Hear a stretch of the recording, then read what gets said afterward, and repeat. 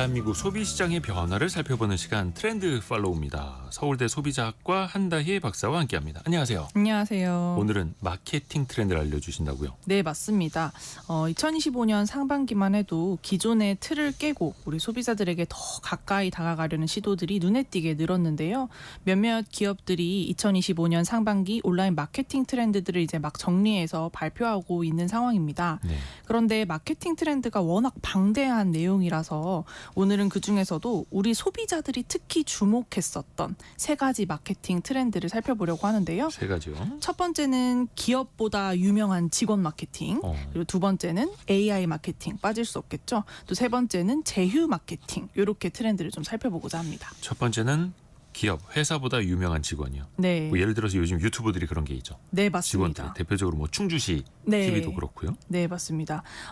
올 상반기에 이렇게 직원을 활용한 마케팅이 다시 부상했습니다. 이걸 마케팅 업계에서는 인플루언서 마케팅이라고 하는데요.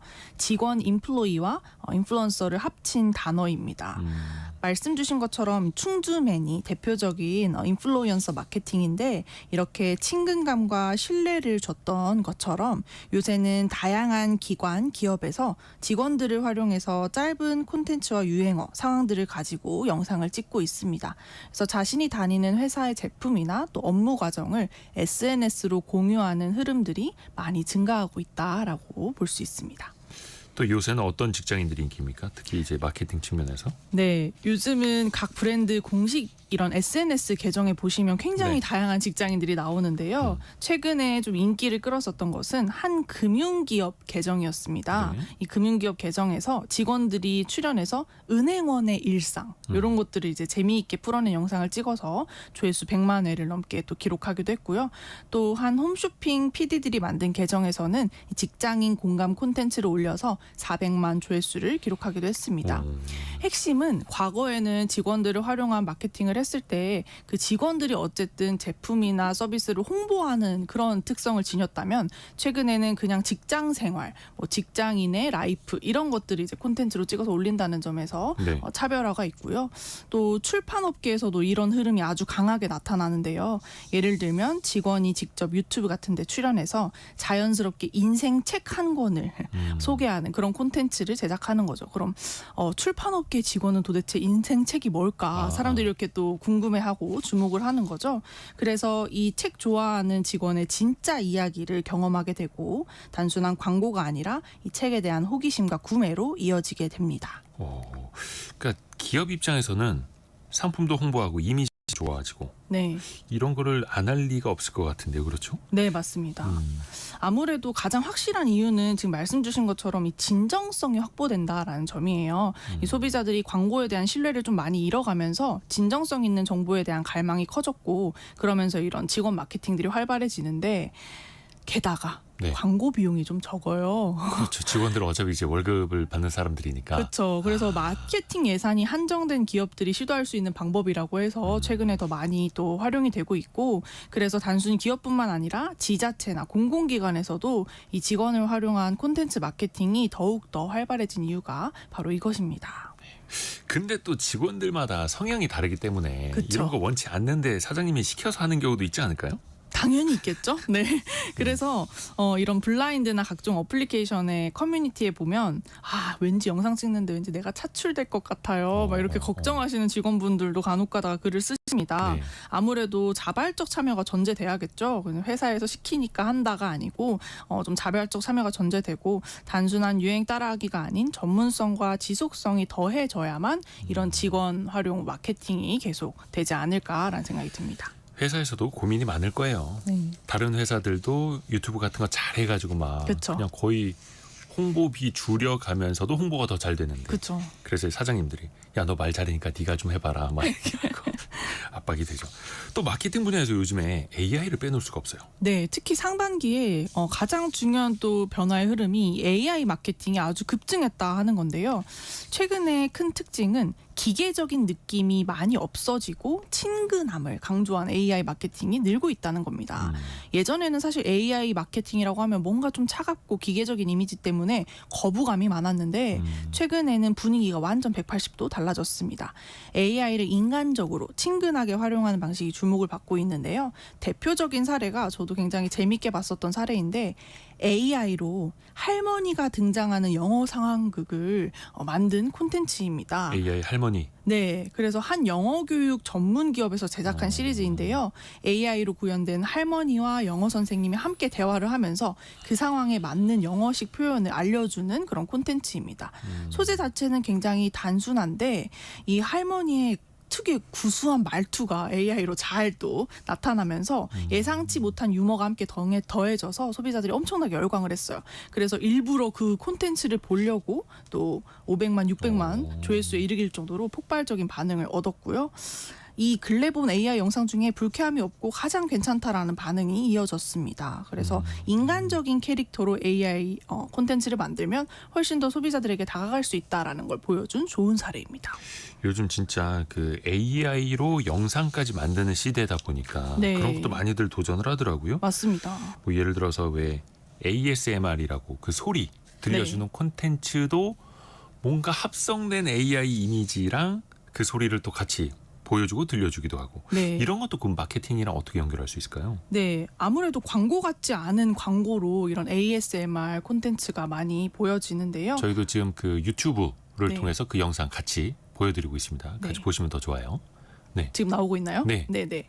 그 좀 전반적으로 힐링할 수 있는 콘텐츠 AI가 접목되면서 이런 새로운 흐름을 만들어내고 있는데 뭐 투명한 유리로 된 사과, 오렌지, 수박 같은 과일을 칼로 써는 이런 유리 과일 자르기 ASMR 같은 것들이 과일인데 유리 모양인. 네네. 근데 그게 썰리면서 또 특유의 소리가 나는. 맞습니다. 신기합니다. 그래서 요즘 젊은 세대들이 많이 듣는 ASMR을 이렇게 접목한 AI 콘텐츠들이 많이 등장하는데 아무래도 음료수 브랜드, 화장품 브랜드들에서 이런 콘텐츠를 활용을 해서 또 마케팅을 하고 있고요.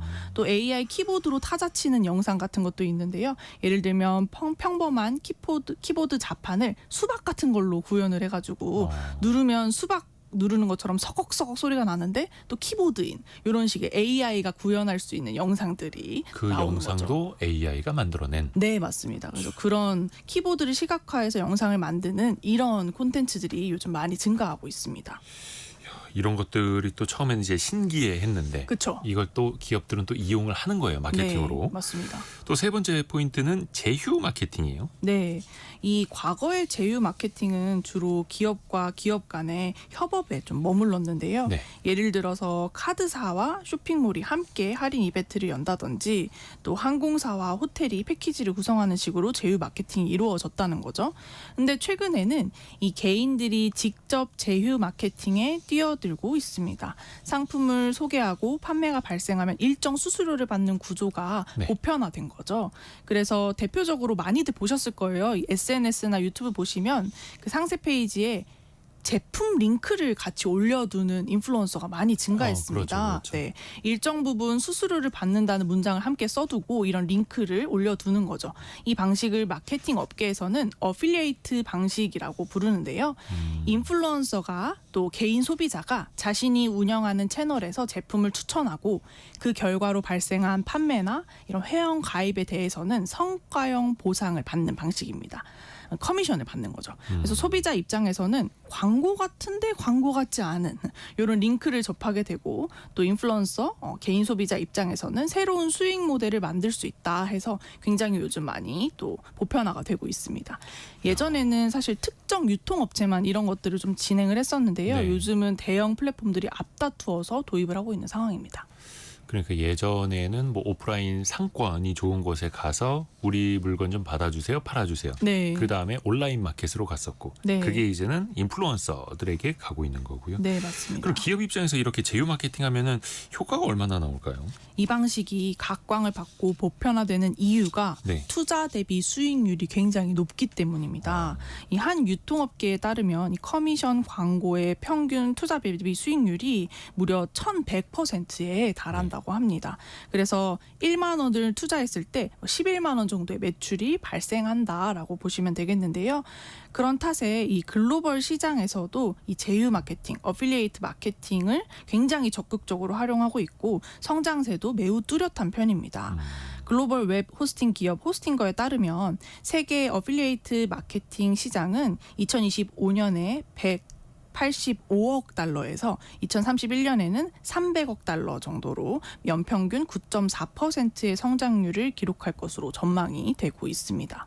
그래서 사람들이 이제 네이버나 구글 검색창에 키워드를 검색해서 나 신발 사야지 해서 신발을 검색해서 구매하시는 경우보다 네. 유튜브나 인스타그램 같은 콘텐츠 플랫폼 보다가 이거 괜찮네, 이거 한번 구매해 볼까 이렇게 생각하다가 링크가 있는 거예요. 그러면은 거기 들어가서 이제 정보를 얻고 사는 그런 식의 구매 경로가 바뀌다 보니까 그러니까 내가 좋아하는 사람이 그쵸. 입고 신고 쓰는 거. 네. 한다혜 박사가 이제 트렌드 막 이런 거 알려주는데 한다혜 박사는 과연 최신 트렌드로 어떤 제품을 쓰고 있는지 궁금해서 보다가 나도 그럼 저거 사고 싶어 이렇게 되는 거죠.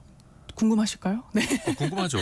네, 그러면 그래서 말 그대로 좋죠. 이제 인플루언서라는 네, 거고 영향을 맞아요. 미친다라는 거고. 네, 맞습니다. 그래서 그런 맛집 계정이나 특히 음. 제품 리뷰 영상 하시는 분들이 굉장히 많이 또 적극적으로 이런 링크를 올리셔서 확실히 SNS 팔로워의 추천이라서 좀 더 믿음이 간다. 이런 소비자들의 반응 때문에 나타나는 거죠. 근데 이게 그러면 SNS 팔로워 몇만 명, 뭐 유튜브 구독자 몇십만 명 되는 사람들이나 할 수 있는 걸까? 네. 일반인들도 한번 이런 걸 시도해 볼 수 있을까요? 직장인 분들 중에서도 요즘 N잡으로요 정말 많이 도전을 하시더라고요. 예.